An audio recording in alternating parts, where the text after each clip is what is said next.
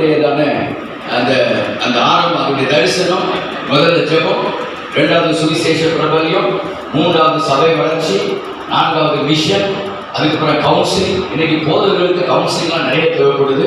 இப்படி பல காரியங்களை வைத்திருக்கிறோம். ஸோ பேசிக்கலி சுவிசேஷ ஜெபம், சுவிசேஷம் அறிவிக்கிறது இந்த காரியங்கள். அப்போஸ்தலர் 14:5 வாசிக்கிறோம். ஒருத்தர் சத்தம் வாசிங்க. அப்போஸ்தலர் 14:5. அதனாலே சபைகள் விசுவாசத்தில் ஸ்திரப்பட்டு நாளுக்கு நாள் பெருகின. நாளுக்கு நாள் சபை பெருகினது. விசுவாசத்தில் ஸ்திரப்பட்டு சபை பெருகினது. ஒரு சபை என்று சொன்னால் பேட்ரியான் தான் சொல்லுவாங்க, 1000 பேர் கொண்ட சபையாக இருக்க வேண்டும். கைவிடுறாங்கன்னு சொல்லுவோமா? ஒரு ஆளை கூப்பிட்டு கேட்டா, யாருன்னு கேட்டா அவன் ஒரு கிறிஸ்தவன் என்று சொல்லப்பட வேண்டும். அது வரைக்கும் நம்முடைய ஜெபங்கள் நிறுத்தப்படக்கூடாது. அந்த கிராமங்கள் முழுவதும் ரட்சிக்கப்பட வேண்டும். நம்முடைய பட்டணங்கள் முழுவதும் ரட்சிக்கப்பட வேண்டும். அதனாலே சபைகள் ஸ்திரப்பட்டு நாளுக்கு நாள் பெருகினது. நம்முடைய சபை பெருகும். பாதாளத்தின் வாசல்கள் அதை மேற்கொள்வது இல்லை. சபை வளரும். ஆனால் சபை எப்படி தானாக வளருமா? தானாக வளராது. ஜெபம் அவசியம். அதோடு கூட சுவிசேஷம் அறிவிப்பது மிக மிக அவசியம். சுவிசேஷத்தை அறிவிக்காத ஜெப வீரர்கள் சோம்பேறிகள். ஜெபம் ஒரு ட்ராக் என்று சொன்னால் சுவிசேஷம் அறிவிக்கிறது இன்னொரு ட்ராக். அதனால நான் அதிகமாக இதில் கான்சன்ட்ரேட் பண்ணுறேன். அதனால தான் இந்த டீமோட சேர்ந்துருக்கிறோம். அவருக்கு தரிசனம் ஜெபம், எனக்கு தரிசனம் சுவிசேஷம் அறிவிக்கிறது. மதுரையில் ஒருத்தர் இருக்கிற ஜான் மனுஷன், அவருடைய தரிசனம் மிஷன். இப்படி ஒவ்வொருத்தர் கவுன்சிலிங்னு சொல்லி அதுக்குன்னு சில ஊழியர்கள் இருக்கிறார்கள். அந்தந்த ஸ்பெஷலிஸ்டை கொண்டு வந்து சபையை வளர்ச்சிக்கு நேராக கட்டி எழுதுவதுதான் டிபியினுடைய தரிசனம். கைவிட்டு அப்படின்னு சொல்லுவோம். அல்லேலூயா. தெரியுமா? அந்த எவாஞ்சலிசம் அதுக்கு வருகிறோம். இன்றைய காலகட்டங்களில் சுவிசேஷம் அறிவிக்க முடிவதில்லை, கைப்படுத்தி கொடுக்க முடிவதில்லை, வெளிக்கூட்டங்கள் நடத்த முடிவது இல்லை. இப்படிப்பட்ட சிக்கலான நெருக்கடியான காலங்கள் இருக்கிறோம். அப்ப யாரை பயன்படுத்தி சுவிசேஷம் அறிவிப்பது?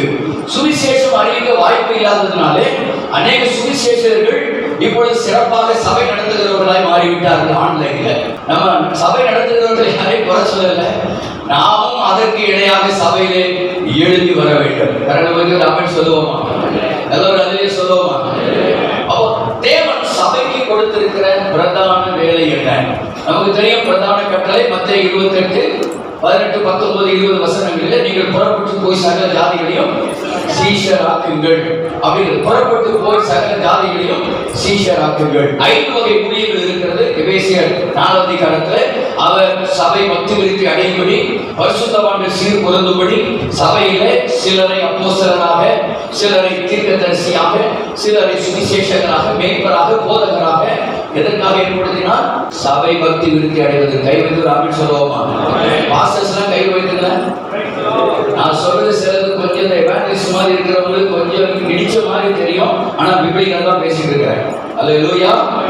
சபை பக்தி விருத்தி அடைவதற்கு தான் சுவிசேஷகர்கள். சபை பக்தி விருத்தி அடைவதற்கு தான் ப்ராஃபட்டிக்கல் மினிஸ்ட்ரி. அதெல்லாம் பாஸ்டர் ஜெயக்குமார். சபை பக்தி விருத்தி அடைவதற்கு. அல்லேலூயா. எல்லாமே எதை பக்தி விருத்தி அடையணும்? ஆனா இந்த ஊழியர்கள் சபையை டிஸ்டர்ப் பண்ணிடக்கூடாது. இந்த ஊழியர்கள் சபைக்கு பாதிப்பை ஏற்படுத்தி விடக்கூடாது. சில நேரங்கள் அப்படி நடக்கிறதை கொஞ்சம் கேள்விப்படுறது மாதிரி வருது. ஆனால் சபை தூங்கினால் நம்ம தூங்கக்கூடாதுல்ல. நாம செய்கிற வேலையை நம்ம சரியா செய்தால் கர்த்தர் நம்முடைய ஊழியத்தை பாதாளத்தின் வாசல்கள் மேற்கொள்வது இல்லை. அல்லேலூயா. அப்போ சுவிசேஷகர் எங்க இருக்கணும்? சபைக்குள்ள இருக்கணும். தீர்க்கதரிசி எங்க இருக்கணும்? சபைக்குள்ள இருக்கணும். ஒரு டீச்சர் எங்க இருக்கணும்? ஒரு பைபிள் காலேஜ் டீச்சரா இருந்தாலும் அவர் ஒரு சபைக்குள்ள இருந்து அவர் பல சபைகளுக்கு ஆசீர்வாதமாக அவர் பயன்பட வேண்டும். பிரதானமாக தன்னுடைய சபைக்கு பயன்பட வேண்டும். வேற நாட்களில அவர் வெளியே போய் மற்ற சபைகளுக்கு ஆசீர்வாதமாக இருந்து அவர்களுக்கு கொடுக்கிற காணிக்கைகளை சந்தோஷமாக வாங்கி வர வேண்டும். சபைகள் என்ன செய்யணும்? அந்த ஊழியர்கள் நல்லா என்ன செய்யணும்? நல்லா கவனிக்கணும். அல்லேலூயா. ஒரு சுவிசேஷகர் ஒரு சபையில சுவிசேஷகராக இருக்க வேண்டும். அவர் ஒவ்வொரு வாரங்களிலும் அந்த போதகருடைய அனுமதியோடு கூட பல சபைகளுக்கு போய் சுவிசேஷ கூட்டங்கள் நடத்தி அவருடைய அந்த தேவைகளை சந்திக்க அந்த சபை நன்றாக தாங்க வேண்டும். அவர் இருக்கிற சபையிலே மாதந்தோறும் கர்த்தருடைய மத்தியிலே பங்கெடுக்க வேண்டும். இவர் தான் வேதத்தின்படி சரியான சுவிசேஷகர். ஆமென். ஆமென். அல்லேலூயா. ஆமென். எனக்கு தெரியும் சில பெரிய எவாஞ்சலிஸ்ட் ஞாயிற்றுக்கிழமை எந்த சர்ச்சுக்கும் போது லாட்ஜில் ரூம் எடுத்து தங்கியிருக்காங்க. மனுஷன் வந்து பண்றாரு. வேற சொல்ல விரும்பல. அல்லேலூயா. எனக்கு தனியா வேலை சொல்றேன். எங்க ஊர்ல ஒரு சுவிசேஷ கூட்டம் நடத்துறோம். அப்ப அங்க வந்திருந்தவர் திடீர்னு அவசரமா அவரு சனிக்கிழமை மதுரையில் ஒரு மீட்டிங் போனாரு. அங்க போயிட்டு அந்த கூட்டத்தை அட்டன் பண்ணிட்டு சண்டே காலையில வந்துட்டாரு. வரும்போது எங்க சேர்ச்சில் தான் அவர் பேசுறதா இருந்தது. வருவார் எதிர்பார்த்தோம். ரொம்ப டயர்டா இருக்குன்னு வர முடியல. காலையிலே வந்துட்டு சரி கரெக்டாக பரவாயில்ல, மத்தியானம் சாப்பாடு தான் வந்துருங்கன்னு, ரொம்ப டயர்டா இருக்கு, ஹோட்டலே சாப்பிட்றேன் அப்படின்னு சொல்லி ஆட்டிலே ரெஸ்ட் எடுக்கிறார். அப்புறம் தான் விசாரித்து ரெகுலராக அதை செய்வார். அல்லேலூயா. அநேக பிரபலமான சுவிசேஷங்கள் ஞாயிற்றுக்கிழமை சபைகளுக்கு கூட போவது கிடையாது. இது ரொம்ப ரொம்ப கவனமா இருக்கணும். அப்ப சபை மேய்ப்பவர்கள் தான் சபையை பாதுகாக்க வேண்டும்.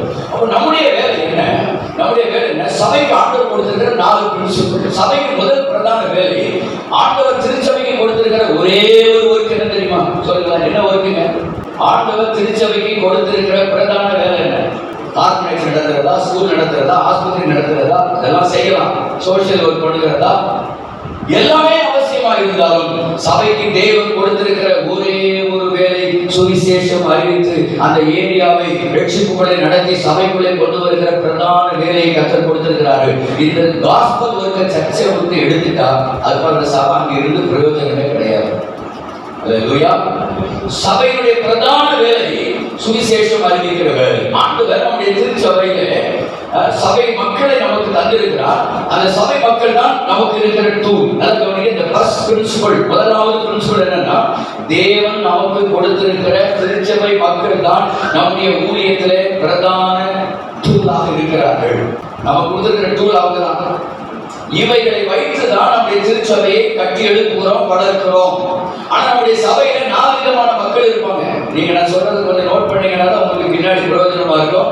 கேட்டுட்டு போயிட்டீங்கன்னா மறந்துடும். அதனால கொஞ்சம் நோட் பண்ணிடுங்க. நம்ம சபையில 4 விதமான மக்கள் இருக்கிறார்கள். அதுல ஒரு குரூப்புக்கு பேர் விக்டிம்ஸ். விக்டிம்ஸ் ஒரு குரூப் இருக்கிறாங்க. இந்த விக்டிம்ஸ் எப்படின்னு சொன்னா, பாதிக்கப்படுகிறவர்கள் தான் விக்டிம்ஸ். இவங்க யார் அப்படின்னு சொன்னா, பல வருஷமா விசுவாசியா இருப்பாங்க. சபை வளர்ந்துச்சுன்னா பாஸ்டர் நம்மளை ரொம்ப கண்டுவிட மாட்டாரு. இப்ப இருக்கிற மாதிரி ஒரு 10, 25, 50 வச்சுட்டு ஏதோ கொட்டு அடிச்சு சாப்பிட்டா கொட்டிட்டு நம்ம கூட இருக்கணும். வளர்ந்துச்சுன்னா ஒரு மாதிரி நமக்கு சப்போர்ட் தான். அவங்க பல வருஷமா குடும்பமா இருப்பாங்க, கூட்டு குடும்பமா இருப்பாங்க. ஒரு 10 குடும்பம் 20 குடும்பம் இருந்தா இது போதும் நினைக்கிறவர்கள். இதுக்கு மேல சர்ச் வளர்ந்துட்டா பாஸ்டர் நம்ம கூட ரொம்ப ஐக்கியமா இருக்க மாட்டாரு. முன்ன மாதிரி சொல்றாங்களா, பாஸ்டர் கூட முன்னியமா இருக்கலாம் இல்ல. பிரச்சனை ஒண்ணும் இல்லை. அவங்க கவனம் செலுத்துறதுல நமக்கு நேரம் கொடுக்க முடியாதனால அவர்கள் என்ன செய்யறாங்க, சர்ச்சை வளர்றதுல ரொம்ப ஆர்வம் காட்டுறது இல்லை. அவங்க பாதிக்கப்படுறவங்களா நினைக்கிறாங்க. சர்ச்சை வளர்ந்துச்சுன்னா பாஸ்டர் நம்மளை மறந்துடுவாரு, நம்மளை ஓரம் கட்டிடுவாங்க, நமக்கு முக்கியத்துவம் கொடுக்கப்படாது. இந்த சபையில நம்ம பல வருஷமா யாரா இருக்கிறோம், மூப்பர்களா இருக்கிறோம். இவங்க பெரும்பாலும் மூப்பர்களா இருக்கிறாங்க. இன்னும் சொல்லுவாங்க, நாங்க தான் இந்த சபைக்கு தூணு. நான் இருக்கிற சர்ச்சில் சென்னையில் பாஸ்டர் சொல்லுவாரு, என் சர்ச்சில் ஒருத்தர் நான் தூணுன்னு சொல்ல மாட்டேன், என்னைக்காவது ஒருத்தர் தூணுன்னு சொன்னா அந்த தூண் அன்னைக்கே அது சரிஞ்சு விழுந்துடும். நீங்க நிறைய தூணா இருக்கிறது அப்படியே நம்ம இருந்தாங்க, சபை திடீர்னு பாதிக்கப்படுறது. அப்போ இந்த மாதிரி விக்டிம்ஸ் இருப்பாங்க. இன்னொரு குரூப் இருக்கிறாங்க, எதை செய்தாலும் அதுல ஒரு கமெண்ட் அடிப்பாங்க. எதை ஒழிக்க செய்ய அதுல ஒரு கிரிட்டிக்ஸ் பண்ணுவாங்க. பாஸ்டர் இப்படி செய்ய பண்ண நல்லா இருக்கும், இப்படி பண்ண நல்லா இருக்கும் அப்படின்னு சொல்ற மக்கள் சபையில் இருக்கிறாங்க. அந்த குரூப்ல ஏதாவது சொல்லிட்டே தான் இருப்பாங்க. இதை நீங்க காதுல வாங்கிட்டு ரொம்ப பெருசா நினைச்சீங்கன்னா நம்மளால ஊழியம் செய்ய முடியாது.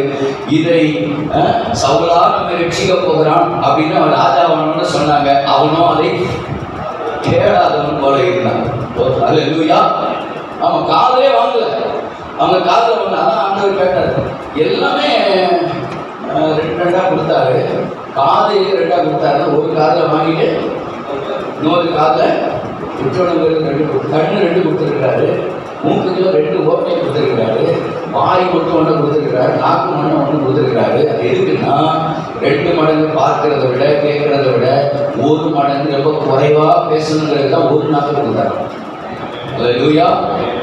இந்த மாதிரி கிரிட்டிக்ஸ் இருப்பாங்க, பேசிக்கிட்டே இருப்பாங்க. ஸோ நீங்க அவங்க பேசுறதெல்லாம் நினைச்சு நீங்க டிமோட்டிவேட் ஆயிடாதீங்க. நீங்க தொடர்ந்து ஊழியத்தை செய்ய கர்த்தர் உங்களோடு ஒத்துழைக்கிற ஒரு பெரிய டீம் ஆண்டவர் வச்சிருக்கிறார். அல்லேலூயா. பாகாலுக்கு முன்பாக முழங்கால் படிக்கிறாங்க, 7,000 பேர் வச்சிருக்கிறாரு. 32,000 பேர் பாஸ்டர் ஜெரோம் பின்னாடி சொன்ன மாதிரி கிதியோனுக்கு முன்னாடி 32,000 வந்தாலும் ஆண்டவர் 32 வச்சு கூட செய்யணும்னு நினைக்கல. 2-3 டெஸ்ட் வச்சதுல 32,000 300 மாறிச்சு. அந்த 300 3 டீமா பிரிச்சு 3 ஏரியாவா பிரிச்சு அந்த 300 பேர் வச்சுதான் கிதியோனுக்கு கர்த்தர் வெற்றியை கொடுத்தார். அல்லேலூயா. கிதியோனுக்கு 32,000க்கு 300ன்னு சொன்னா உங்க சபையில இருந்து ஒரு 50 இருந்துச்சுன்னா ஒரு 10 தேர்தா பாருங்க. அதுதான் உங்க சபையில தேவன் உங்களுக்கு கொடுத்திருக்கிற டூல். அந்த டூலை நீங்க பயன்படுத்துங்க, உங்களுக்கு திருச்சபை வளரும். அல்லேலூயா. ஆலயங்கள்னு சொல்லாதீங்க. 100 பேர் இருக்க சர்ச்சில் 10 பேர் 20 பேர் தான் ஜெபம் பண்ண வருவாங்க. அதுல 10 பேர் பாட்டிமார்கள் இருப்பாங்க. அந்த பாட்டிமார்களுமே வீட்டுல பேரத்தை தாங்க முடியலன்றதுக்காக ஜெபத்துக்கு வந்து உட்கார்ந்துருவாங்க. இல்லைன்னா அங்க என்னத்தையாவது தொல்லையா இருக்கும். இப்படி வர ஆட்கள் இருக்காங்க. அவங்களும் ஜெபத்துக்கு அவசியம். அல்லேலூயா. ஆமென். ஆண்டவர் விருதை கொண்டு தான் பயன்படுத்துவார். இவங்க தான் நம்ம கையில கொடுத்திருக்கிற டூல். 3வது டைப்பா இருக்கிறாங்க ஆட்கள் பார்வையாளர்கள். இவங்க விக்டிம்ஸ் பாதிக்கப்படுற மாதிரி ஃபீல் பண்றவங்க அல்ல. இவங்க கிரிட்டிசிசம் பண்ண மாட்டாங்க. இவங்களை வச்சு எந்த நன்மையும் கிடையாது, தீமையும் கிடையாது. இவங்க வர்றவங்க எல்லாம் கோமா ஸ்டேஜ்லயே வந்துட்டு போவாங்க சர்ச்சுக்கு. அல்லேலூயா. இவங்க அவங்க வச்சு பிரச்சனையே கிடையாது. நீங்க அவங்களை பத்தி பாதிக்க வேண்டாம். ஏதோ அவங்களால காணிக்க என்ன செய்வாங்க, ஆனா அவங்கள சும்மா விட்டுற முடியாது. அல்லேலூயா. அவங்கள சும்மா விட்டுற முடியாது. இவங்க வந்து பார்வையாளர்கள். இவங்க என்ன செய்வாங்கன்னா, நீங்க ஆராதனை ஞாயிற்றுக்கிழமை அனல் பறக்க நீங்க ஆராதனை பண்றீங்க பார்த்தீங்களா, அவங்க அப்படியே கையை கட்டிட்டு அவங்க குச்சி மாதிரி நிற்பாங்க. உங்களுக்கு பார்த்தா இறங்கி போய் ஒரு அடி அடிச்சுலாம் கூட தான் வரும். ஆனா நல்ல ஆட்களுங்க, உங்களுக்கு அவங்களால தொந்தரவே கிடையாது. அல்லேலூயா. இவங்க வந்தாலே என்ன சொல்லுவாங்க சாத்தியமா, சர்ச்சுக்கு வந்தாதான் பாஸ்டர் எங்களுக்கு நிம்மதியா இருக்கு, ராத்திரி எல்லாம் வீட்டுல தூங்கல, சர்ச்சுக்கு வந்தோடனே எங்களுக்கு தூக்கம் வருது. நீங்க முன்னாடி தூங்குற ஆளுன்னு சொன்னீங்கன்னா அடுத்த வாரம் வர மாட்டான். நானே தூங்க தான் வந்தேன், பாஸ்டர் என்ன செஞ்சாரு, எழுப்பி விட்டாரு. ஆனா எழுப்ப வேண்டிய நேரம் எழுப்பிதான் ஆகணும். கைவச்சராமன் சொல்லுவோம். அல்லேலூயா. இவங்க வந்து பார்வையாளர்கள், வேடிக்கை பார்ப்பாங்க. எப்படி தெரியுமா, பாஸ்டர் வாரம் ஒரு திட்டத்தை சொல்றாரு, ஊழியத்தை சொல்றாரு. இந்த வாரம் ஏதோ புதன்கிழமை டிபிஎன் ஒரு செமினாருக்கு போனாரா, ஒரு கருத்தருக்கு போனாரா, அதை நம்ம செய்யணுங்கிறாரு. இதெல்லாம் நம்ம பார்த்துட்டு வந்து பாஸ்டர் எப்படி இருக்காரு பார்ப்போம். தடுப்பூசி போட்டு உயிரோட இருந்தா நம்மளும் ஒன்று போட்டுடுவோம். அல்லேலூயா. தடுப்பூசி போட்டா அவர் உயிரோட இருந்தா நம்ம நினைச்சிருக்கோம். மைக்ல அனௌன்ஸ் பண்ற மாதிரி ஒரு கூட்டம் எதிர்பார்க்குது. நீங்க எல்லாம் தடுப்பூசி போட்டுக் கொள்ளுங்கள், நான் போட்டுக்கிறேன்னு சொன்னா போட ரெடியா இருக்குது. அப்படி ஒரு கூட்டம் இருக்கு. இன்னொரு கூட்டம் இருக்குது, தடுப்பூசி போட்டு 666 முத்திரை இதுல சேர்ந்து இருக்குதோ அப்படின்ற ஒரு கண்ணோட்டத்திலையும் பார்த்து போடாமல் இருக்கிறதுக்கு ஒரு கூட்டம் இருக்குது. இதெல்லாம் பார்வையாளர்கள் கூட்டம். அப்ப இவங்க என்ன செய்வாங்கன்னா, பாஸ்டர் 4th கியர்ல சர்ச்சை ஆராதனை கொண்டு போனாதான் இவங்க கொஞ்சம் தூக்கம் தெளிஞ்சு 1st கியர்ல அப்படி நம்ம பின்னாடி வருவாங்க. புரிஞ்சதா சொல்றது? அதாவது பாஸ்டர் அனல் பறக்க ஆவில நிரம்பி எல்லாம் கையை தட்டி அனல் பறக்க இருக்கும்போது இது மெதுவா தூக்க கலந்தை கொட்டாய் விட்டு அப்படி மெதுவா கையை தட்டுங்கன்னு சொன்ன உடனே கைக்கு வலிக்காம வாய்க்கு வலிக்காம பத்திரமா ஒரு அல்லையா சொல்லிட்டு கையை தூக்கினா கூட திடீர்னு கை மேல தூக்கணும் நின்ற கூடாதுன்னு சொல்லி கையை கூட தூக்க மாட்டாங்க. நம்ம ஏதாவது சொல்லிடவே கூடாது. இப்படி பார்வையாளர் இருப்பாங்க. சரி, இப்படி பார்த்து சில நேரங்களில் சபையில நிறைய பேர் பார்வையாளர் இருப்பாங்க. பாஸ்டர் சோர்ந்துருவாரு. அதனால என்ன பண்ணிடுவாங்க, இவர் 4th கியர்ல போன உடனே அவங்க எல்லாம் எடுத்து 1st கியர்ல போச்சுருவாங்க. பாஸ்டர் நல்ல தரிசனத்தோட தான் வந்திருப்பாரு. நிறைய ஊழியக்காரங்க நான் வரும்போது ஊருக்கு நல்ல தரிசனத்தோடய வந்தேன். ஆனா இந்த சபையை நடத்தின பாருங்க, எனக்கு இருக்க தரிசனம் என்ன செஞ்சுச்சு. அல்லேலூயா. பைபிள் காலேஜ் முடிஞ்சோடனே மதுரையில் ஒரு சர்ச்சை கொண்டு போட்டாங்க. நானே ஒரு பால்வழியை குழந்தை மதுரையில் ஒரு சர்ச்சை போட்டாங்க. அதெல்லாம் பெரிய முதிர்ந்த பெரிய பெரிய பெரிய பெரிய படம் பார்த்து பெருசாக அங்க என்ன பண்ணி போட்டாங்க பாருங்க. அங்க இருந்து பிரச்சனையை பார்த்த உடனே எங்க பாஸ்டர் லெட்டர் எழுதினேன். பாஸ்டர் லெட்டர் சீக்கிரம் வந்து என்னை காப்பாத்துங்க. நான் இங்க இருந்து பாஸ்டர் ஊழியர்களோட உங்க சர்ச்சையில் விசுவாசி இருந்த போது கூட ரொம்ப நிம்மதியா இருக்கு அப்படின்னு எழுதினேன். அவர் ஃபேமிலியா வந்து இறங்கிட்டாரு. வந்து பாஸ்டர் ராஜாமணியை பார்த்து என்னை கொண்டு போயிட்டாரு. அப்பதான் நான் கல்லூரிக்கு வந்தேன். அல்லேலூயா. நம்ம தரிசனத்தை மாத்தி விட்டுருவாங்க. சரி, பாஸ்டர் நான் 4th கியர்ல போனவரையும் கூட இழுத்து பிடிச்சி நம்ம தரிசனத்தை கேட்டு 1st கியர்ல போனோம்னு வச்சுக்கலாம். நம்ம போயிடக்கூடாது. போனோம்னா இந்த ஆட்களுக்கு சந்தோஷம் தான். அவன் ரிவர்ஸ் கியர்ல போயிட்டு இருப்பான். அவங்க எங்க போகுது, அவங்களுக்கு கவலையே கிடையாது, அவங்களுக்கு பிரச்சனையே கிடையாது. ஐயா, அவங்களுக்கு ஏற்றி விட்டா சர்ச்சாப்பர் விட்டா ஃபுல் காஸ்பர் விட்டா அடுத்த காஸ்பர். நம்ம ஏற்றி விட்டா நம்மளுக்கு போக முடியுமா?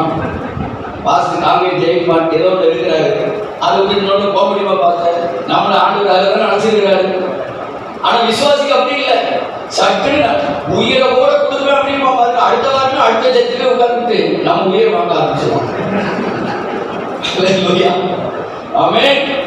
அப்ப இதெல்லாம் யாருன்னா பாருங்க. இதன் மத்தியில நம்முடைய சபையில ஒரு கூட்டம் கூட்ட மக்களை எப்படி 300 பேர் கிதியோனுக்கு வைத்திருந்தார், அதே போல பாகாலுக்கு முன்பாக முழங்கால் படியிடாத 7000 பேரை கர்த்தர் வைத்திருந்தார். அதே போல நம்முடைய திருச்சபையில நம்மோடு இணைந்து நம்முடைய தரிசனத்தை புரிந்து செயல்படுகிற பங்காளர்களை கர்த்தர் வைத்திருக்கிறார். அவர்களை கொண்டுதான் எழுப்புதல் ஆரம்பிக்கும்.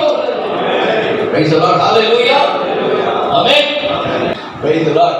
இப்போ பாருங்க, அப்போஸ்தலனாகிய பவுல் கொரிந்தியருக்கு எழுதும்போது சுவிசேஷ பணிக்குள்ள வர 9ஆம் அதிகாரம், டக்குனு எனக்கு வேக வசனத்தை கொஞ்சம் வாசிங்க.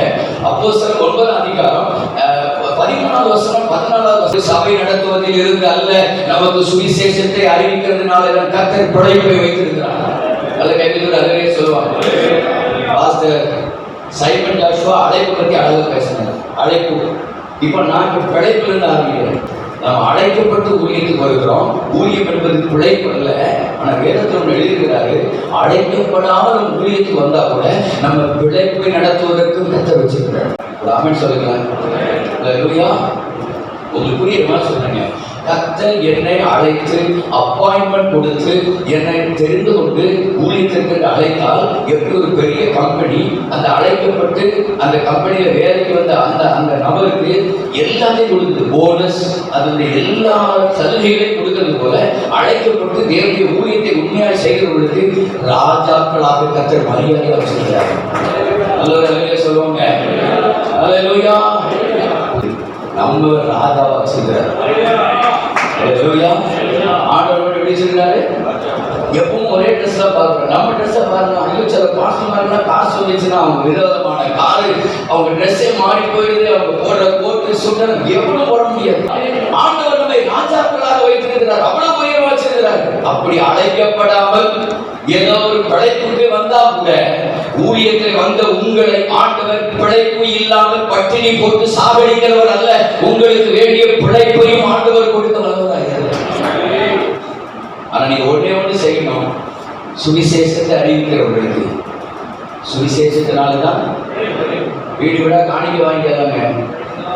வீடு விடா காணிக்கை வாங்கிடல. அன்னைக்கு ஒரு வெட்டினரி டாக்டர் சர்ச்சுக்கு வந்து ஞானஸ்தானம் எடுத்தார்.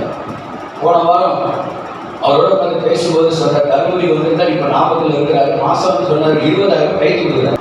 மாசம் 20,000 கைத்து கொடுக்குறாரு. ஏன் கைனால என் சர்ச்சில் ஞானஸ்தானம் எடுத்தவர் சொல்றாரு, பாஸ்டர் முதல்ல எங்க வீட்டுக்கு வந்தபோது அவர் வெட்டரி டாக்டர், அவர் வீட்டுக்கு நான் ஃபர்ஸ்ட் தருமபுரி விசிட் பண்ணேன். முதல்ல விசிட் வந்தபோது உங்ககிட்ட எனக்கு பிடிச்ச ஒரே ஒரு விஷயம், அவர் இப்போ வந்து 15 வருஷம் ஆகிப்போச்சு.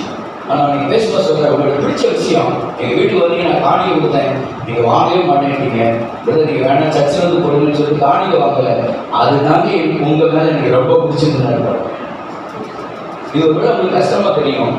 நீங்கள் அதை செஞ்சு பாருங்கள். நிச்சயமா அந்த ஜனங்கள் தேடி வந்து ஆலயத்தில் காணிக்கை போடுவாங்க. அல்லேலூயா. வீட்டில் காணிக்கை வாங்கினா நம்மளை மதிக்க மாட்டாங்க. இதெல்லாம் நான் ஊழியத்துக்கு வரும்போது நான் தீர்மானம் பண்ணேன், ஆண்டவரே நான் ஊழியத்துக்கு வர்றேன், ஆனால் வீட்டுக்கு போய் ஜோப் பண்ணி வீட்டில் காணிக்க வாங்க மாட்டேன். எல்லா காணிக்கையும் எனக்கு சர்ச்சில் ஒழுங்காக வந்துடணும். அப்படி அதையும் சொன்னேன், எல்லா தசவங்களும் ஒழுங்காக வந்துடணும்.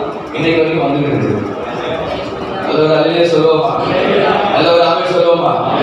அல்லேலூயா. அல்லேலூயா. முன்னாடி சொல்றேன், லாக்டவுன்ல கொரோனாவில் கடந்த மார்ச் மாதம் போன வருஷம் சர்ச்சை கூட்டப்பட்டது. இதுவரைக்கும் பினான்ஸ்ல என்னுடைய ஊழியத்தில் நான் பாதிக்கப்பட்டது இல்லை. 1994 இருந்து இன்றைய வரைக்கும் தருமபுரி 28 வருஷம் ஊழிய செய்கிறேன். ₹1 நான் கடனாக வாங்கினது இல்லை. ஒரு கூட என்ன செய்யல, கடன் இல்லை. நான் அப்படி ஆண்டவருக்கு அப்பாயின்மெண்ட் போட்டு எனக்கு அவருக்கு அப்பாயின்மெண்ட் தான். நான் ஊழியத்துக்கு வருவேன், காசு இல்லைன்னு என்ன விடக்கூடாது, நான் கடனாக இருக்கக்கூடாது. நான் காசு இல்லைன்னு ஒரு வீட்டு விசுவாசி வீட்டில் போய் ஜோம் பண்ணி காசு இல்லைன்னு என்ன செய்ய மாட்டேன். போக நம்ம எதை சொல்லி கேட்கிறோமோ அதுபடி கர்த்தர் நடத்துறாங்க. அப்போ சுவிசேஷ ஊழியத்திலே நம்மை ஆண்டவர் பிழை போட்டுகிறார். நம்ம என்ன செய்கிறார்? பிழை போட்டு 2வது வசனம் வாசிங்க. 16 வசனம் வாசிங்க. 16 வசனம் 16. அதில் மேன்மை பாராட்ட எனக்கு ஒன்றுமில்லை. அது என் மேல் விழுந்த, அந்த வார்த்தை அட்டலை பண்ணுங்க, அது என் மேல் விழுந்த கடமை. 5 நாள் ட்ரைனிங் கொடுக்கறத எனக்கு இப்போ 1 மணி நேரம் தந்துட்டாங்க. அதுதான் நான் சொல்லி வர வேண்டியது. அது என் மேல் விழுந்த கடமை. சொல்லாவிட்டால் எனக்கு அந்த பயத்தை விட்டுருவோம். ஐயோன்னு சொல்லி பயம் காட்டல. அது என் மேல் விழுந்த கடமை. நான் கடமை கண்ணியம் கட்டுப்பாடு டெய்லி ட்ரெஸ் பண்றோங்க. டெய்லி ஷர்ட் என்ன செய்யலாம், ட்ரெஸ்ஸை மாற்றணும். அட்லீஸ்ட் உள்ளாடையாவது என்ன செய்யணும், வெளியே கூட மாற்றிக்கலாம். 2 நாளைக்கு ஒரு நாள் சமாளிக்கலாம். ஒரு பேண்டை கூட ஒரு வாரம் போட்டு கூட அடிச்சிடலாம். ஆனால் உள்ளே போட்டுக்கிறத ஒரு நாளைக்கு மேலே என்ன செய்ய முடியாது, போட முடியும். நான் தீபாவளி கிறிஸ்மஸுக்கு அன்றைக்கு தீபாவளி போனோம். கிறிஸ்மஸ்க்கு மட்டும்தாங்க நாங்கள் தலை கேட்டதே சொல்லி சுவிசேஷத்தை அறிவிப்பது என்ன இருந்தது. அப்போ அந்த மாதிரி சுவிசேஷத்தை அறிவிப்பதை நம்முடைய விசுவாசிகள் கடமையாக செய்வதற்கு முதல்ல சொன்னேன், நம்ம கையில் கொடுத்துருக்கிற டூல் பிலீவர்ஸ். இப்படி இந்த கடமையை செய்ய வைக்கிறதுக்கு டீச் பண்ண வேண்டியது போதகர்கள் பொறுப்பு. கைவர்கள் அதிலே சொல்லுங்க. பெற்றோர்கள் பிள்ளைகளுக்கு எடுத்த உடனே அவங்க தான் செஞ்சுக்கிட்டாங்க. ஐயா சொன்ன முதல் காரியத்தை செஞ்சது அம்மா தான் செஞ்சாங்க. அப்பா செய்ய மாட்டார். பிள்ளை அங்கேங்கிறது வெளியே உட்காந்து சவுண்ட் கொடுக்கும், அம்மா அம்மா அப்படிங்க. உடனே அம்மா தான் போடுவாங்க. அதனால தான் அம்மானு கூப்பிடுது, அப்பா கூப்பிட்டா போக மாட்டார். பல்லு விளக்குது, நம்மளே விளக்கிட்டோம். உங்க பிள்ளை குழந்தையிலே பல்லு விளக்குறது தன்னால பழகிச்சா, நம்ம தான் பல்லு விளக்கிட்டோம். அப்புறம் நம்ம விளக்கிறத பார்த்து அதே கேட்குது, எனக்கு ஒரு ட்ரெஸ் வேணும்னு கேட்குது. கொடுக்கலன்னா நம்ம ட்ரெஸ் தூக்கி கிடைக்கணும். அப்போ நம்ம அதை உருவாக்குறோம். ஆண்டவருடைய பிள்ளைகளை பரிசுத்தவான்களை ட்ரைன் பண்ணுவது போதகருடைய கடமை. ஆடாத குட்டி போடும். அந்த ஆடை குட்டி போட வைக்கிறதுக்கு தீனி போட்டு உருவாக்கி ரெடி பண்றது பார்த்து மேய்ப்பனுடைய வேலையா இல்லையா? மேய்ப்பன் ரெடி பண்ணாதான் ஆடு குட்டி போடும். இல்லைன்னா ஆடு மரக்காடாதான் இருக்கும். அல்லேலூயா. அப்போ நாம சுவிசேஷத்தை அறிவிப்பது என்ன கடமை. 2வது 3வது வாசகம் 18வது செலவு இல்லாமல் கை வைப்பது அதிலே சொல்லுவோமா? எல்லாரும் ஆமென் சொல்லுங்க. அல்லேலூயா. சுவிசேஷத்தை எப்படி அறிவிக்கணுமா?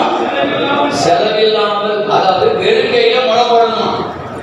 வெறும் கையில முளம் போடுறதுக்கு என்ன விஷயம்னா, நம்முடைய மக்களை வைத்து பயன்படுத்தும் போதுதான் வெறும் கையில முளம் போட முடியும். சுவிசேஷத்தை செலவில்லாமல் செய்ய முடியும். செலவு பண்ணணும்னா பெரிய பெரிய சுவிசேஷங்களை கொண்டு வந்தீங்கன்னா அவங்க வந்து பெரிய டீம் அனுப்பி நம்ம எதில் மேடை போடணும், அவங்க பின்னாடி மேடைக்கு பின்னாடி அவங்க ரெஸ்ட் ரூம் ரெடி பண்ணி கொடுக்கணும். அவங்களுக்கு தங்குறதுக்கு ஒரு பெரிய சூட்ல என்ன செஞ்சு கொடுக்கணும், ரூம் போட்டு கொடுக்கணும், ஒரு பட்ஜெட் போடணும். இப்படி ஒரு 3 நாள் கூட்டம் நடத்தினா ஒரு குசை நடத்துறதுக்கு எவ்வளவு செலவாகும் நினைக்கிறீங்க?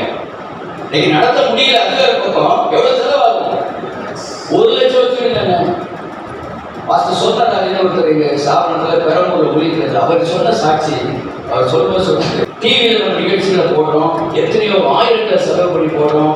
அதன் மூலமா சந்திக்கப்பட்டு பார்க்கிறவர்கள் சபைக்கு வந்தவர்கள் எண்ணிக்கை எடுத்துக்கிட்டீங்கன்னா நாங்கள் எங்களுடைய பயிற்சியை கொடுக்குறோம். ஒன்றே பயிற்சி நான் நடத்திட்டு இருக்கிறது ஒரு சின்ன ஒரு டேஸ்ட் தான் உங்களுக்கு கொடுக்குறேன். காலையில் 10 மணிலேருந்து 4 மணி வரைக்கும் இந்த பயிற்சியை நாங்கள் கொடுப்போம். இந்த பயிற்சி அதில் அப்போ நாங்கள் கேட்போம், டிவி மூலமாக ரட்சிக்கப்பட்டவங்க, இந்த மாதிரி கூட்டத்தில் பெரிய பெரிய கன்வென்ஷனில் ரட்சிக்கப்பட்டவங்க, இந்த மாதிரி கைப்பிரதி மூலியத்தில் ரட்சிக்கப்பட்டவங்க கேட்டால் வந்திருக்கிறவங்கள ரொம்ப சிலராக இருப்பாங்க. ஆனால் யாரோ உங்களுக்கு தெரிஞ்ச நண்பர்கள், உறவினர்கள், தெரிஞ்சவங்க சொல்லி ரட்சிக்கப்பட்டவங்க கேட்டால் அந்த ட்ரெயினில் வந்தவங்களை கிட்டத்தட்ட 90% கை தூக்குவாங்க. அல்லேலூயா. அல்லேலூயா. அப்ப சுவிசேஷத்தை எப்படி செய்யணும்? செலவில்லாமல் ஸ்தாபிக்க வேண்டும். செலவில்லாமல், அப்போ செலவில்லாமல் செய்யறதுக்கு ஒரே ஒரு டூல் ஆண்டவர் நம்ம கையில் கொடுத்திருக்கிற நம்முடைய திருச்சபை விசுவாசிகள். அவர்கள் மூலமாக அவர்கள் ஊழியம் செய்தால்தான் சபை வளரும். எத்தனை பேர் விசுவாசிக்கிறீங்க? அல்லேலூயா. நாம மட்டும் செய்தோம்னா இப்ப வளர்ற மாதிரி தான் வளரும். நம்முடைய மக்கள் எல்லாரையும் சுவிசேஷத்தை சொல்வதற்கு அவர்களுக்கு பழக்கமிக்க வேண்டும், பயிற்சி கொடுக்க வேண்டும், அவங்களை உருவாக்க வேண்டும். அவங்க நிச்சயமா செய்வாங்க. அல்லேலூயா. அல்லேலூயா. அப்ப நம்ம அவங்களை என்ன செலவில்லாமல் செய்ய வேண்டும். 22வது வசனத்தை வாசி. 22வது விசேஷ வேலையில எப்போ ரிசல்ட் வரும்னா, சூடு சொரண மானம் மரியாதை ஒன்றும் இல்லாம பவுல் சொல்றாரு, நான் எல்லாருக்கும் எல்லாமுமானேன்.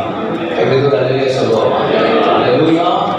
ஐயா இயேசு சிலுவையில தொங்குறாரியா, கோமணத்தை கட்டி தொங்க விட்டுருக்காங்க. நம்ம படம் பார்க்கிறோம். இயேசு கோட் சூட் போட்டா சிலுவையில தொங்குறாரு.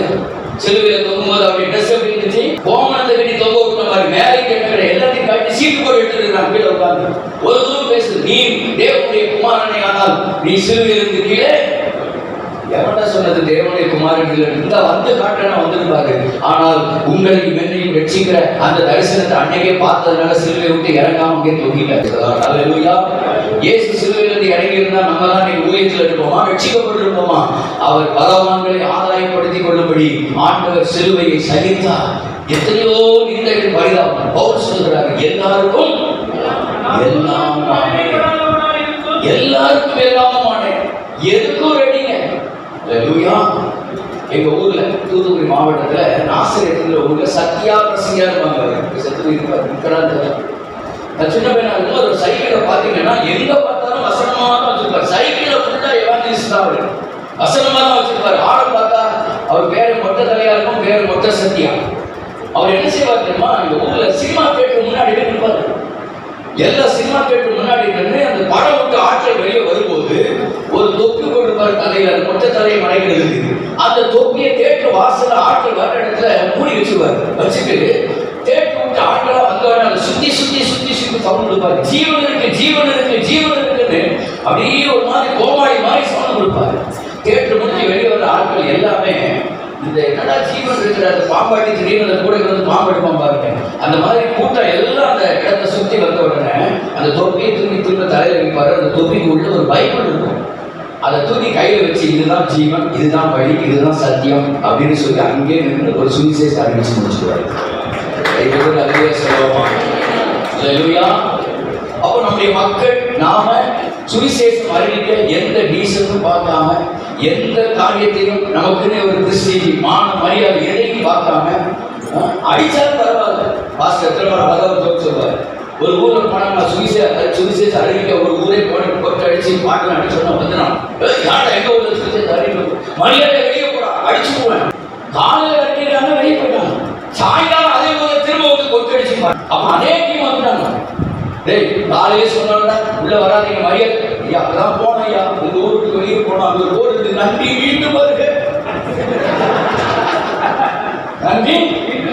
அங்க வரக்கூடாது அந்த போர்டு என்ன செஞ்சீங்க, எடுத்துருங்க. இப்படிதான் நம்ம பேச ஆண்டவர் திரும்ப தருவார். அல்லேலூயா. ஆமென். நன்றி மீண்டும் பயப்படக்கூடாதுங்க.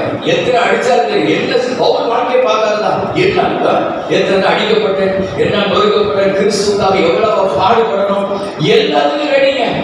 தரட்டிக்கிட்டா மாறிடும். ராமன் சொல்லுவோமா, நம்ம பாடம் சிங்காசனம் வெட்டி இறங்கி அவர் இறந்தாரு, நான் இறங்க மாட்டேன்.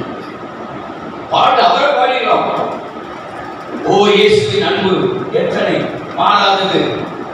நம்ம ஆண்டவருக்காக எதையும் செய்ய 6 சாவும் 100 சாவும். ராமன் சொல்லுவோமா. அல்லேலூயா. உயிருக்கு பயந்தவன் கிறிஸ்தவம் மட்டும். உயிருக்கு பயந்தது யார் மட்டும்தான், கிறிஸ்தவம் மட்டும். நான் இப்போ நிறைய பேர் போயிட்டா வேற மாதிரி போயிடுவேன்.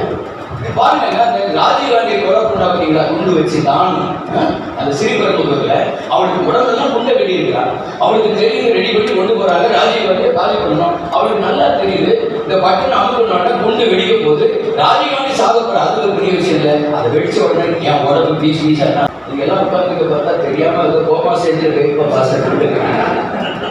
தூக்கிட்டா போனாங்க. அவரான நடந்து போனா அந்த கார்ல நிகழ்ச்சியில போய் பட்டன காலில் தொடுற மாதிரி தொட்டு அவதான தொட்டான். ஒரு தீவிரவாதி ஒரு பொம்பளத்துல தன்னுடைய இயக்கத்திற்காக அந்த கட்டளை கீழ்படுத்தி உயிர் போதுன்னு தெரியாம துணிகரமா போய் சேர்க்கணும். நம்ம பாய்மார்கள் செப்டம்பர் 11 அமெரிக்காவில் ட்வின் டவர் அடிச்சா பாருங்க குண்டை வச்சு.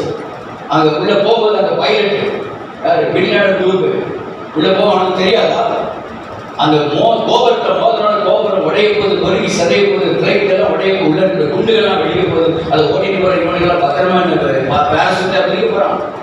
அவ்வளவு தெரிஞ்சாலும் தன் இயக்கத்திற்காக தெரிவித்தனமா நம்ம சொல்ற கிறிஸ்தியன் ஜீவன் அப்படின்னு சொல்லி பக்கத்தில் ஒன்று தள்ளி விட்டுறோம்.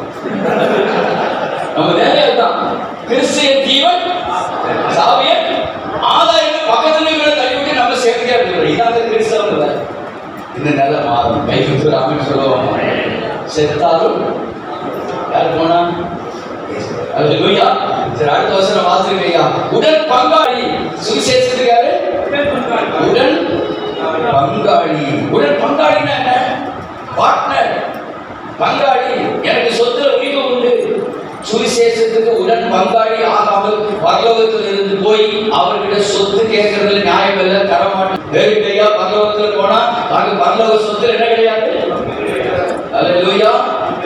பாஸ்டர் மோகன் சமீபத்தில் விளக்குதுங்க. நம்ம என்ன செஞ்சுட்டோம், அந்த காலத்துல பிரசங்கம் பண்ணி பரலோகத்துல பொத்த வீதியில அங்கெல்லாம் சுத்தி பொண்ணா இருக்கு, இது ஆசை காட்டி பொண்ணை வாங்குறதுக்கு இங்க வேண்டான்னு கட்டி போட்டவங்க ஆசையா எங்க போறாங்க, அதுக்கு இங்கே போக போயிடலாம். இப்படிதான் சொல்லி உங்களுக்கு இங்க நகை வேண்டாம், பொன்னகை வேண்டாம், புன்னகை வேணும், எல்லாம் சேர்த்து அங்க கிடைக்கிறது.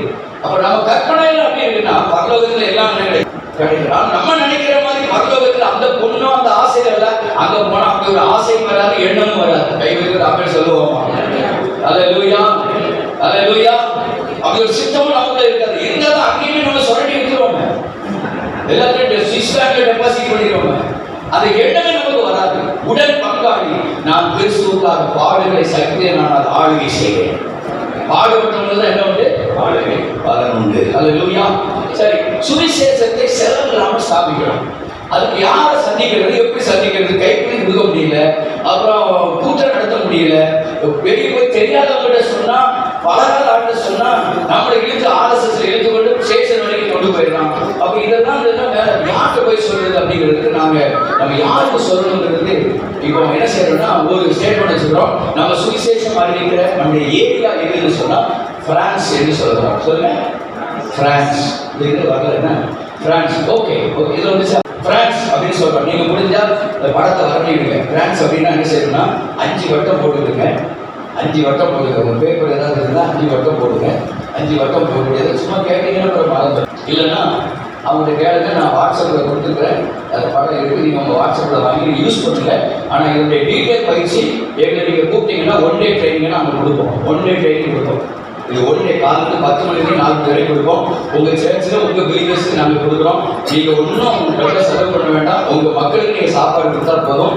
ஒரு மத்தியான சாப்பாடு கொடுத்து ஒழுங்கு பண்ணீங்கன்னா நாங்கள் வர ரெடியாக இருக்கோம். கோயம்புத்தூர்ல எங்களுக்கு ஒரு பாஸ்டர் ஜோசப் ராஜ் அப்படின்னு எங்களுக்கு இதில் இருந்தார். ஈரோட்டில் பாஸ்டர் விஜயன் ஒருத்தர் இருக்கிறாரு. நான் தமிழ்நாடு ஸ்டேட் கோஆர்டினேட்டராக இருக்கிறேன். பாஸ்டர் ஜெராம் கூட நாங்கள் இந்த பார்ட்னர்ஷிப்பாக தான் இதையும் நாங்கள் ஊழியம் செய்கிறோம். எங்களுடைய ஊழியத்தினுடைய பேர் பார்ட்னர்ஸ் இன் எக்யூப்பிங். பார்ட்னர்ஸ் இன் எக்யூப்பிங் அந்த ஊழியத்தில் தான் நாங்கள் இதை செய்கிறோம். ஸோ பங்காளர்களாக இருந்து செய்கிறோம். நம்முடைய ஊழிய தளம் எதுன்னு சொன்னால் பிரான்ஸ் என்று சொல்லுகிறோம்.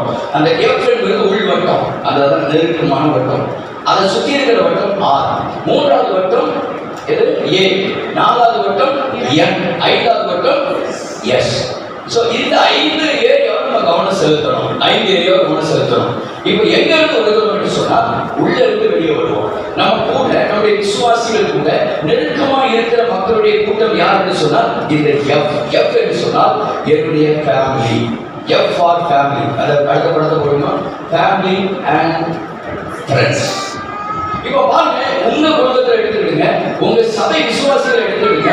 உங்க குடும்பத்துல எல்லாரும் ரட்சிக்கப்பட்டாங்க. அதே போல உங்களுடைய ஃப்ரெண்ட்ஸ் வட்டாரங்கள்ல உங்க கூட படிச்சவங்க, உங்க சொந்த பந்தங்கள், பங்காளிகள் சொல்றாங்க இல்லையா, எல்லாரும் ரட்சிக்கப்பட்டாங்க இல்லையா அப்படின்னு சொல்றவங்க மட்டும் கை. நம்ம குடும்பத்திலே அநேகருக்கு ரட்சிக்கப்படல. இவர்களுக்கு நாம் முதலாவது நம்முடைய இலக்கு. இவர்களுக்கு நாம் சுவிசேஷம் அறிவிக்க வேண்டும். இவர்கள் நம்ம குடும்பத்தில் இருக்கிறவங்க, நம்ம வீட்டிலே இருக்கிறவங்க, நம்ம பங்காளிகள், நம்ம சொந்தக்காரங்க, நம்முடைய நண்பர்கள் நம்மளை போலீஸ் ஸ்டேஷன்ல கம்ப்ளைண்ட் பண்ண மாட்டாங்க. இவங்களுக்கு குருசை நடத்தி தான் சொல்லணும். வீட்டில் இருக்கிறவங்க எதுக்கு குருசை? சொந்தக்காரங்க எதுக்கு குருசை? ஐயா, உங்க வீட்டில் ஒரு கல்யாணம், உங்க வீட்டில் நல்லது கெட்டதுன்னா இவங்களுக்கு அழைப்பு கொடுத்தா நீங்களாம் கிறிஸ்டின் வர மாட்டேன்னு அவர் சொல்லுவாங்க. இவங்கெல்லாம் வருவாங்க. அல்லேலூயா. ஆமென். உங்க பிள்ளைக்கு திருமணம் இல்லைன்னா உங்க பிள்ளைக்கு ஒரு 30 ஃபங்க்ஷன் ஏதோ ஒன்று வச்சீங்கன்னா குறைஞ்சது எத்தனை பேர் கூட்ட முடியும்? பாஸ்டர் எவ்வளவு பேர் கூட்டலாம்? 100 பேராவது சேர்க்கணும். 50 பேர். அந்த 100 பேர் ரட்சிக்கப்பட்டிருக்கிறாங்களா? அவர்கள் தான் உங்களுடைய முதலாவது டார்கெட். இவர்களுக்கு நீங்கள் சுவிசேஷம் அறிவிக்கலாம். உங்க விசுவாசிகளுக்கு இப்ப நான் சொல்றது உங்களுக்கு இல்ல. நீங்க போய் உங்க சர்ச்சில் இதை பேசுங்க. உங்களுக்கு பேசுறதுக்கு கொஞ்சம் தயக்கமா தெரிஞ்சா எங்களெல்லாம் கூப்பிடுங்க. வந்து நாங்க உங்க சர்ச்சில் பயிற்சி கொடுக்க நாங்கள் ஆயத்தமா இருக்கிறோம். உங்களுடைய ஃப்ரெண்ட்ஸ் அண்ட் ஃபேமிலிஸ் தான் உங்களுடைய க்ளோஸ் சர்க்கிள். இதை தாண்டி அடுத்தாவது 2வது யாரு? 6வது யாரு? ரிலேட்டிவ்ஸ். உங்களுடைய உறவினர்கள், நெருங்கிய உறவினர்கள், தூரத்து உறவினர்கள், நெருங்கிய உறவினர்கள். உங்க பக்கத்தில் இருக்கிறவங்க இவங்க எல்லாரும் ரட்சிக்கப்பட்டிருக்கிறார்களா? நம்முடைய விசுவாசிகளுடைய குடும்பத்தில் இருக்கிற எல்லா உறவுகளும் ரட்சிக்கப்பட்டிருக்கிறாங்களா? நம்முடைய விசுவாசிகள் ஒரு ஆபத்தில் எழுதி ரட்சிக்கப்பட்டிருக்கிற ரொம்ப நாளா நம்ம சர்ச்சையில் வந்தது. நீண்ட நாட்களாக கிறிஸ்தவர்களாக இருக்கிறவர்கள் அவர்கள் சொந்தத்தில் இருக்கிற கிறிஸ்தவர்கள் அல்லாதவரோடு இருக்கிற உறவு தூரமாகி விடுகிறது. இதான் பிரச்சனை. ஆகக்கூடாது. அவங்க என்ன சொல்றாங்கன்னா, நீங்கெல்லாம் நரகத்துக்கு போவீங்க, நாங்கெல்லாம் பரலோகத்துக்கு போறோம். அவங்க கேட்கறவங்க என்ன வருது? ஓவர் தான் இல்லையா? அங்க வந்து நம்ம சர்ச்சை பத்தியும் பாஸ்டர் பத்தியும் பெருமையா பேசுவாங்க வெளிய. ஆனா அவங்க என்ன செய்வாங்க? இன்னொன்று வீட்டுக்குள்ள என்ன சண்டை வரும் பாருங்க. வீட்டுக்காரர் வரமாட்டாரு பார்த்தீங்களா? இவங்க அம்மா என்ன சொல்லுவாங்க பேச தெரியும் ஒரு வார்த்தை, என்னைக்காவது ஒரு நாள் எங்க பாஸ்கட்டை முட்டிகால் போட்டு ஜோம் பண்ணி தான் ஆகணும். அவன் மனுஷன் செத்தாலும் சாவரங்களே ஒரு பாஸ்கட்டை சர்ச்சை பண்ணி அன்னைக்கு இருக்கிற தீர்மானம் ஒரு ஜென்மத்துக்கும் மாற மாட்டான்.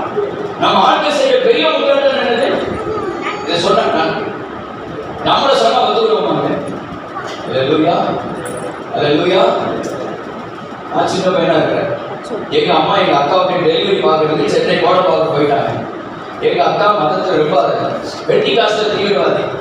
பாஸ்டர் சைனுடைய அக்கா எங்க அக்கா ஒரு க்ளோஸ் ஃப்ரெண்ட்ஸ். எங்க அக்கா பராமரிப்புல எங்க அம்மா விட்டுட்டு தூத்துக்குடி மாவட்டம் எங்க ஊரே எங்க அம்மா வந்து டெலிவரிக்காக சென்னைக்கு போயிட்டாங்க கோடம்பாக்கம். ஞாயிற்றுக்கிழமை என் கூட சர்ச்சைக்கு வரணும்னு எங்க அக்கா நாங்க 2 பேர் அண்ணன் 2 பேர் இருக்கோம். எங்க சர்ச்சைக்கு வரணும் அப்படின்னு சொல்லி எங்களை கூப்பிடுறாங்க. எங்கன்னா எங்களோட நாங்கள் எங்கள் பேக்ரவுண்ட் எல்லாமே சிறுவைகுண்டம் சர்ச்சாக பாஸ்டர் ஆபிரகாம், கேஜி ஆபிரகாம், எத்தனை பேருக்கு தெரியாது, பழைய சர்ச்சாக பாஸ்டர். அங்கே தான் போனோம். எங்கள் அக்கா கூப்பிட்றான், நீங்கள் எல்லாம் சர்ச்சைக்கு வரணும்டா அப்படின்னா. நாங்களும் வர முடியாது, நாங்கள் சிஎஸ்ஐ பேக்ரவுண்ட், எங்கள் சர்ச்சை வீட்டை ஒட்டி சிஎஸ்ஐ சர்ச்சை, அங்கேயும் போக மாட்டோம். நீங்கள் கூட சர்ச்சைக்கு வரணும், வரமாட்டேன்னு சொன்னீங்களா? செஞ்ச சாப்பாடெல்லாம் எடுத்து வீரோட கூட்டிட்டு அவப்பாட்டுக்கு சர்ச்சைக்கு இன்னைக்கு மறக்க முடியாது. அல்லேலூயா. சாயங்காலம் வந்து சாப்பாடு தரல, ராத்திரியும் தரல. எங்க வீட்டுல இந்த வண்டி மாடலாம் வச்சிருப்பாங்க, வண்டி மாடலாம் வச்சிருப்பாங்கல்ல, அதை ஓட்டுறதுக்கு ஒரு ஆளு சம்பளத்துக்கு வச்சிருப்பாங்க. அவரையும் என்னையும் என் அண்ணனையும் பார்த்துட்டு பக்கத்துல ஒரு ஹோட்டல் கடையை கூட்டு போய் எங்களுக்கு டீ போண்டா சாப்பாடுலாம் வாங்கி தந்தாரு ராத்திரி. இல்லைன்னா அன்னைக்கு ராத்திரி பசிக்கிறதுக்கும் வந்துருக்காரு. அப்புறம் அன்னைக்கே ஃபோன் பண்ணி அங்கே மெட்ராஸுக்கு ஃபோன், சாப்பாடு இல்லாமல் ஆகி போச்சு. எதுக்கு? சர்ச்சைக்கு வரும். ஸோ இப்படி பண்ணும்போது நமக்கு போனவங்க எண்ணம் வருமா வராது. அப்புறம் பாருங்க, சென்னைக்கு போன எங்கள் அம்மா என்ன ஆகி போச்சுன்னா அங்கே டெத் ஆகிட்டாங்க. நாங்களும் அங்கே சென்னைக்கு போயிட்டோம். அந்த டெத்தில் அந்த சபையில் இருந்த விசுவாசிகள், அந்த தெருவில், அந்த கோடம்பாக்கம் அந்த ஏரியாவில் அந்த தெருவில் இருந்த முஸ்லீம்கள் முதற்கொண்டு இப்போ இந்த மாதிரி ஃபோன் வசதி கிடையாது. ஃபோன் வசதிக்கு எங்கள் அம்மா இறந்தது வெள்ளிக்கிழமை, ஞாயிற்றுக்கிழமை தான் தகவல் கிடச்சி எங்கள் ஊரில் இருந்து எங்கள் அப்பா எங்கள் தங்கச்சிமார்கள்லாம் திங்கக்கிழமை தான் வந்து இறங்குறாங்க. வெள்ளிக்கிழமை இறந்தது, அடக்கம் பண்ணது திங்கக்கிழமை. அந்த தெருவில் இருந்த எல்லாரும் எங்களுக்கு சாப்பாடு வாங்கி கொடுத்து அந்த சபையில் இருந்த விசுவாசிகளை உபசரித்தாங்க. பாருங்க, இந்த காட்சியை பார்த்து சுவிசேஷம் சொல்லாமல் நானே ரசிக்கப்பட்டேன்.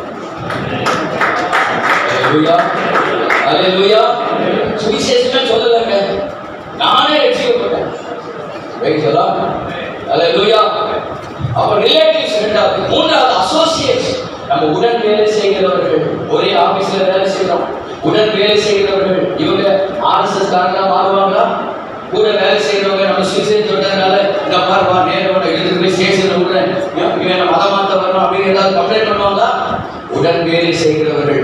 இந்த 3 ஏரியா ரட்சிக்கப்பட்டாலே இதுக்கு அடுத்தாங்க 4வது யாரு? என்ன? நெய்பர்ஸ், அண்டை அயலகத்தார், தெருவில் இருக்கிறவங்க, இந்த வீட்டில் இருக்கிறவங்க, அந்த வீட்டில் இருக்கிறவங்க, எதிர் வீட்டில் இருக்கிறவங்க. இவங்களுக்கு சுவிசேஷத்தை சொன்னா அவங்க ஆர்எஸ்எஸ் போய் கம்ப்ளைண்ட் பண்ணுவாங்களா? சர்ச்சைக்கு எதிராக கம்ப்ளைண்ட் பண்ணிடுவேன். நம்ம சவுண்ட் பிடிக்காம தானே. முதல்ல ஒரு பிரச்சனைக்கு ஒரு டிஎஸ்பி இருந்தார். அவர் சொன்னார், அப்போ சொன்னார், நானும் ஒரு சர்ச்சை பக்கத்தில் தான் ரூம் எடுத்து தங்கிட்டு சென்னையில், அங்கே இதெல்லாம் சத்தம்லாம் கேட்கும், பிரச்சனை பண்ணல, நீங்கள் சந்தோஷமா சத்தம் போடுறீங்க, பக்கத்து வீட்டுல உங்க சவுண்ட் எரிச்சலாக இருக்குது. ஒரே சத்தம் நமக்கு நல்லா இருக்குது, அவங்க வீட்டுது.